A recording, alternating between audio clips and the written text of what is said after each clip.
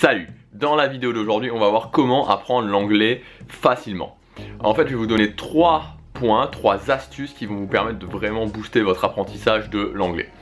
Le premier point, c'est tout simplement le fait de comprendre, et c'est valable pour l'anglais, mais c'est valable aussi pour n'importe quelle autre langue, qu'une langue, c'est pas un seul domaine. C'est-à-dire que quand on dit « je vais apprendre l'anglais », finalement, ça veut rien dire. Une langue, c'est 5 domaines différents. C'est la grammaire, la compréhension écrite, la compréhension orale, l'expression écrite et l'expression orale. Ça veut dire qu'en fonction de votre objectif, vous allez devoir travailler un ou plusieurs domaines. Mais par exemple, quelqu'un qui a pour objectif de pouvoir aller en Amérique, aller en Angleterre et de pouvoir communiquer, de comprendre et de parler avec des Anglais ou des Américains ou même partout dans le monde avec des gens qui parlent anglais, ça lui sert à rien de savoir lire un bouquin en anglais. On peut très bien savoir lire un bouquin en anglais même d'un bon niveau et pourtant être incapable de communiquer avec des gens. Tout simplement parce que ça ne travaille pas les mêmes aspects. Donc la priorité, c'est de définir ce que vous voulez faire. Si vous voulez par exemple partir et parler avec des gens, alors il faut travailler l'expression écrite, l'expression orale. Si vous voulez, au contraire, par exemple, si vous avez un boulot où vous devez de temps en temps lire des documents en anglais, vous devez être capable de comprendre ces documents en anglais, à ce moment-là, il suffit simplement de travailler la compréhension écrite et évidemment la grammaire. Deuxième point, c'est la grammaire. Il faut bien comprendre que l'anglais, c'est tout d'abord une langue qui a une grammaire relativement proche de celle des francophones, donc pour nous c'est relativement facile d'apprendre l'anglais. Et deuxièmement, la grammaire anglaise est relativement faible, c'est-à-dire que c'est beaucoup plus, l'anglais c'est beaucoup une langue de feeling, c'est beaucoup une langue de feeling qui se gère avec la pratique.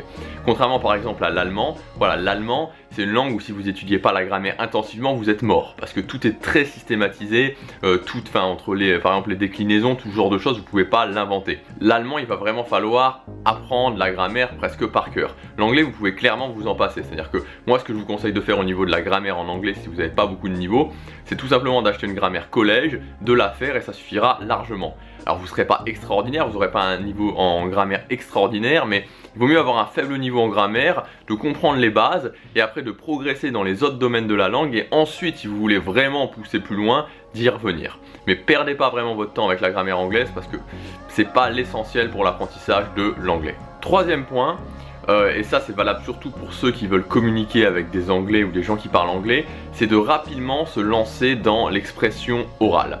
Et pour ça, il y a une excellente méthode. C'est pas d'aller en Angleterre ou d'aller en Amérique parce que voilà, ça coûte cher et que c'est pas parce que vous allez être dans le pays que forcément vous allez parler à des gens. Je connais des personnes qui sont allées 3 mois, 6 mois, 1 an dans un pays anglophone et qui pourtant parlent pas anglais tout simplement parce que vous n'allez pas passer votre temps à parler avec des gens.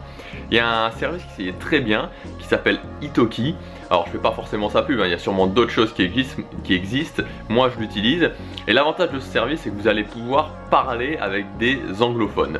Donc à la base c'était quelque chose qui était censé mettre en contact des gens qui voulaient apprendre la même langue, c'est-à-dire que par exemple un anglophone voulait apprendre le français et vous vouliez apprendre l'anglais et vous vouliez parler par exemple une demi-heure en anglais puis ensuite une demi-heure en français ou l'inverse.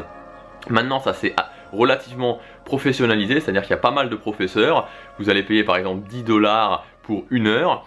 Mais, donc c'est environ 10 €, mais l'idée reste toujours la même, l'idée reste de communiquer. C'est-à-dire que vous n'allez pas avoir, la plupart des professeurs vont pas vous donner un cours vraiment magistral avec de la théorie, sauf si vraiment vous partez d'un niveau relativement bas et que vous en faites pas de votre côté, mais ça va surtout être orienté sur la communication. Donc vous allez directement parler, et même si vous avez un niveau qui est relativement faible, il y a par exemple beaucoup de professeurs qui utilisent cette technique de commencer à vous apprendre des phrases et de petit à petit apprendre une phrase, apprendre une autre phrase et de lancer les conversations vraiment jusqu'à temps que vraiment vous connaissiez pas mal de phrases par cœur et ça vous permette de lancer une conversation et petit à petit votre niveau va augmenter au fur et à mesure que vous travaillez aussi d'autres aspects.